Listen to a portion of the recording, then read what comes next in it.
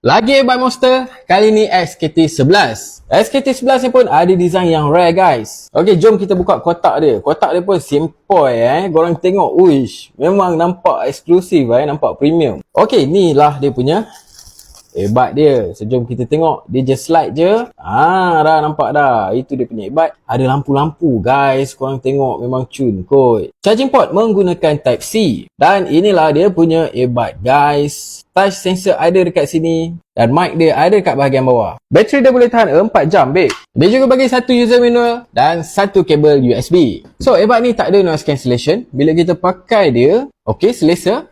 Tak jatuh, tak ada masalah. Okey, kita dah pun test dia punya mic. Korang boleh tengok dia punya pattern. Kalau di telinga ni, dia dah jelas dah. So, kalau korang nak buat bersembang memang cun, tak ada masalah dengan dia punya mic. Untuk muzik, full volume dia memang kuat. Dan bass dia memang sedap. Kualiti muzik dia memang tak ada masalah langsung. Dan yang paling best lagi, korang boleh main game. Korang tekan je 5 saat. Dia akan tukar kepada gaming mode. Dan korang boleh main game dengan baik. So, overall, SKT-11 ni memang power untuk main game, untuk buat dengar lagu, untuk tengok movie dan juga untuk buat call. So guys, siapa yang berminat, check out dekat beg kuning di bawah.